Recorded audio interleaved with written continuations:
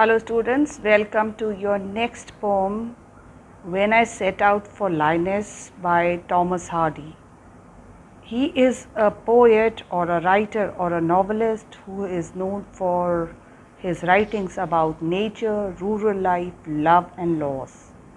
Children, Thomas Hardy is regarded as the best Victorian novelist. Now for your knowledge, what does Victorian phase means? It is that phase or English literature written during Queen Victoria's time. Now what is that? That is between 1837 to 1901. That is also regarded as the golden age for the British novels. And for your knowledge more, that is the three main writers of that time: Thomas Hardy, Charles Dickens and H.G. Wells. Now let's talk about this poem. There are, as I always say, two things. One is the direct meaning, what has the poet described in this poem. There is a young novice architect who is on his way to a town where he is on the duty to see the restoration work of a church. The poem tells us about the experience that which he goes through. And the second is the symbolic meaning, the message or the moral of this poem, and that is we should always have hope and optimism for our goals. Those who do not have curiosity or perseverance fail miserably. Even our tough journeys often lead to fruitful outcome.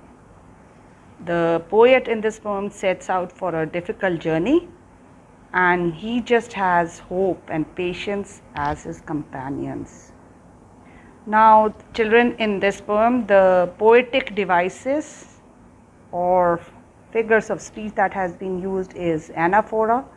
Same line, when I set out for Lyonnesse, has been repeated again. Then you have alliteration, same sounding words in the same line. What would, does, declare, magic in my eyes. There is also symbolism factor. Various symbols like starlight has been used, which is referred to as the hope. The rhyming scheme is different for all the stanzas. There are three stanzas. In the first one it is A, B, B, A, A, B. Let's read the lines of the poems or recite the poem. When I set out for Lyonnesse, 100 miles away, the rime was on the spray, and starlight lit my lonesomeness. When I set out for Lyonnesse, 100 miles away. What would be chance at Lyonnesse, while I should sojourn there? No prophet durst declare, nor did the wisest wizard guess. What would be chance at Lyonnesse, while I should sojourn there?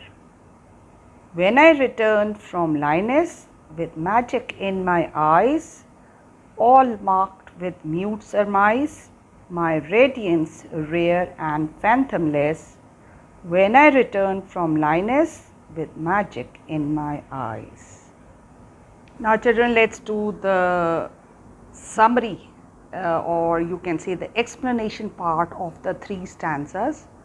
There are three stanzas in this poem. In the first one is before setting out for the journey.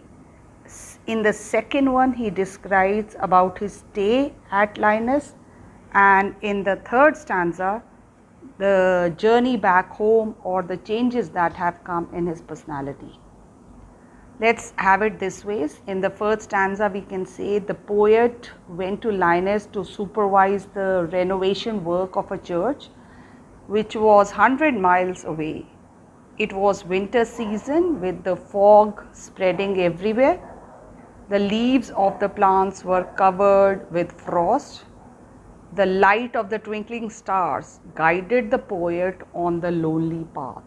This is the description of the first stanza. Let's go to the second one now.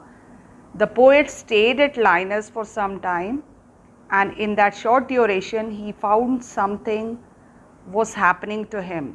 he could see a change in his inner self. It was an inner change that no prophet can dare to predict, nor the wisest wizards can guess. The poet was unable to understand the feelings that he was going through. Then moving on to the third stanza, when the poet returned from Lyonnesse, everyone noticed a change in his eyes. The poet's eyes were filled with a magical glow. Everyone tried silently to guess the reason for the poet's deep radiance and happiness. However, they weren't able to find it. The visit to Lyonnesse brought a major transformation in the poet's life. After that, he started enjoying his life. Children, I would like to end my video with a little more knowledge about this word Lyonnesse. Lyonnesse is a mythical place referred to an imaginary land of England. There is a word mentioned over here, King Arthur. Children, he was, we can say, a legend of King Arthur is again a mythical character, fictional character, which is there in the English literature of the 11th century. Whether he was there or not, all the stories of bravery of that time are related to him. So he is an imaginary character. That's all. Thank you. Now you can read or recite the poem yourself.